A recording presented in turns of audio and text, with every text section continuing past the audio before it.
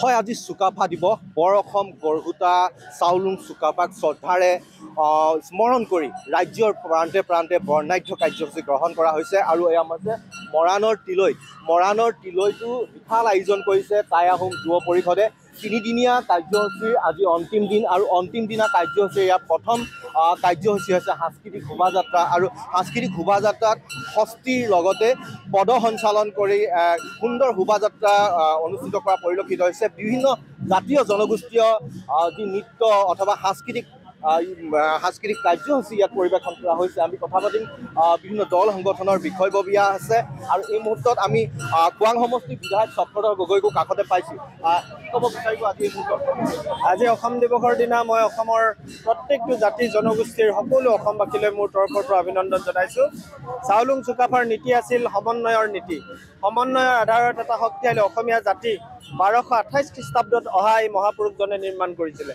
গতিকে এই সমন্বয়ৰ এখন অসমীয়া সমাজ, শক্তিশালী অসমীয়া সমাজ নিৰ্মাণ কৰিবলৈ হ'লে আমি সকলোৱে মিলিজুলি থকাটো অতি প্ৰয়োজনীয়। সেইকাৰণে মই অসমৰ সকলো জাতি জনগোষ্ঠীৰ ভূমিপুত্ৰ হওক বা খিলঞ্জীয়া আমি সকলোৱে লগ লাগি চলিবই লাগিব। আৰু এই সমন্বয়ৰ অসমীয়া সমাজখনক আৰু অধিক শক্তিশালী কৰিবৰ কাৰণে আমি আগুৱাই যাব লাগিব। নিশ্চয়কৈ ক'ব লাগিব যে বিভিন্ন জাতীয় জনগোষ্ঠীয় যি সাংস্কৃতিক শোভাযাত্ৰাত দেখিবলৈ পোৱা গৈছে। আমি কথা পাতিম টাই আহোম যুৱ পৰিষদৰ কেন্দ্ৰীয় উপসভাপতি আছে। আমি খুব আজি গৌৰৱান্বিত অনুভৱ কৰিছোঁ। আজি খুব সুন্দৰভাৱে তিনিদিনীয়া কাৰ্যসূচীৰে আমাৰ মৰাণত চাওলুং চুকাফা দিৱস উদযাপন হৈছে। আজি এই বাৰেৰহণীয়া সাংস্কৃতিক শোভাযাত্ৰা আমি আগবঢ়াইছোঁ, য'ত নেকি চাওলুং চুকাফাই সকলো ৰাজ মিলাই এক ৰাজ কৰা যি নীতি, সেই নীতিকে সাৰোগত কৰি আমি বিভিন্ন জাতীয় জনগোষ্ঠীয় নৃত্য দল আমাৰ লগত অংশগ্ৰহণ কৰিছে। আৰু তেখেতসকলক লৈ আমি বাৰেৰহণীয়া সাংস্কৃতিক শোভাযাত্ৰা এটা অসমবাসীলৈ বাৰ্তা প্ৰেৰণ কৰিব বিচাৰিছোঁ। আমাৰ চুকাফাৰ যি সমন্বয়, সেই সমন্বয় পুনৰবাৰ অসমত স্থাপন কৰিবৰ কাৰণে আমি সকলোকে আহ্বান জনাব বিচাৰিছোঁ। ইয়াৰ পিছতে বিভিন্ন কাৰ্যসূচী আছে। কি কাৰ্যসূচী? ইয়াৰ পিছতে আমি তাত গৈ আমাৰ জনগোষ্ঠীয় দলবোৰৰ মাজত আমাৰ এটা প্ৰতিযোগিতা অনুষ্ঠিত হ'ব। আৰু ৰাতি সন্ধিয়া 6 বজাৰ লগে লগে আমাৰ এখন মুকলি সভা অনুষ্ঠিত হ'ব। তাৰ পিছতে আমাৰ সাংস্কৃতিক সন্ধিয়া হ'ব। সাংস্কৃতিক সন্ধিয়াত নীলাকাশ বিকশিতা গগৈয়ে গীত পৰিৱেশন কৰিব। গতিকে আজি আপোনালোকৰ মাধ্যমৰ যোগেদি যিসকল ব্যক্তিয়ে এতিয়াও আমাৰ অনুষ্ঠানলৈ অহা নাই, তেখেতসকলক আমি অনুষ্ঠানলৈ আহিবলৈ আহ্বান জনাইছোঁ। ক'ব লাগিব যে তিনিদিনীয়া কাৰ্যসূচীৰে অনুষ্ঠিত এই টাই আহোম যুৱ পৰিষদৰ যি কেন্দ্ৰীয়ভাৱে অনুষ্ঠিত কৰা চুকাফা দিৱস আজি অন্তিম দিন। আৰু অন্তিম দিনা কাৰ্যসূচী এয়া প্ৰথম কাৰ্যসূচী সাংস্কৃতিক শোভাযাত্ৰা। আমি কথা পাতিম টাই আহোম যুৱ পৰিষদৰ সভাপতি আছে। ঐতিহাসিক দিন এটা আজি পবিত্ৰ এইকাৰণে ঐতিহাসিক দিন। আজিৰ এই পবিত্ৰ অসম ভূমিত মহান চাওলুং চুকাফাৰ অসমত পদাৰ্পণ আৰু টাই আহোম যুৱ পৰিষদে আমি তিনিদিনীয়াকৈ অনুষ্ঠিত কৰিছোঁ দশম বাৰ্ষিক কেন্দ্ৰীয় চুকাফা দিৱস মৰাণৰ কাষৰ তিলৈ গায়ত্ৰী। আৰু আজি বাৰেৰহণীয়া সাংস্কৃতিক শোভাযাত্ৰাৰে আমি একত্ৰিত যি চাওলুং চুকাফাই যিখন বৰ অসম সৃষ্টি কৰিছিল আমি দেখুৱাব বিচাৰিছোঁ। সেই জাতি জনগোষ্ঠীৰ মিলনৰ ভূমিয়ে আজি মৰাণ নগৰত পৰিণত হৈছে।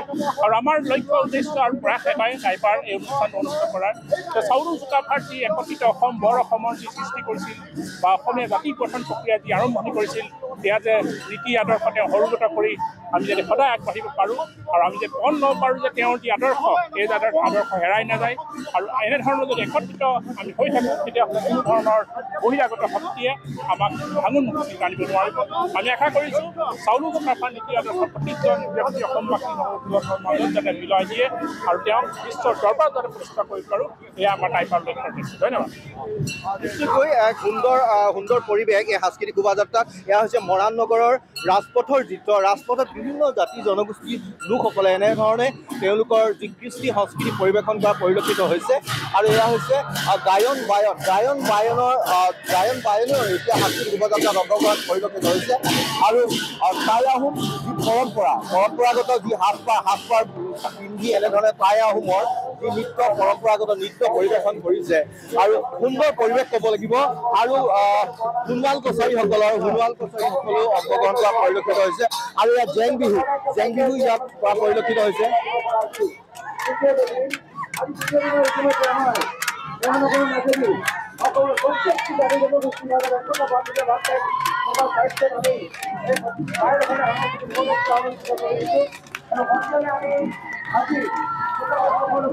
সঁচাকৈ এক সুন্দৰ পৰিৱেশ মৰাণ নগৰৰ মাজমজিয়াত এয়া সুন্দৰ পৰিৱেশ সাংস্কৃতিক শোভাযাত্ৰাৰ আৰু সাংস্কৃতিক শোভাযাত্ৰাত দেখা গৈছে বিভিন্ন জাতি জনগোষ্ঠীৰ লোকসকলে অংশগ্ৰহণ কৰিছে আৰু এয়া হৈছে এক সুন্দৰ নৃত্য এক সুন্দৰ সাজপাৰ পিন্ধি এনেধৰণে ওলাই অহা পৰিলক্ষিত হৈছে আৰু সোণোৱাল কছাৰীসকলৰ যি লেচেৰি আৰু এইবিলাক দেখা গৈছে যে আদিবাসীসকলৰ যি পৰম্পৰাগত নৃত্য বা আদিবাসী পৰম্পৰাগত গীত পৰিৱেশন কৰিছে এক সুন্দৰ পৰিৱেশ আৰু এনেধৰণে এতিয়া সাংস্কৃতিক শোভাযাত্ৰাৰ যি বাৰেৰহণীয়া সাংস্কৃতিক শোভাযাত্ৰা আকৰ্ষণীয় হৈ উঠিছে। আপুনি বিচৰা বাতৰি পাব কেৱল নিউজ 18 এপত।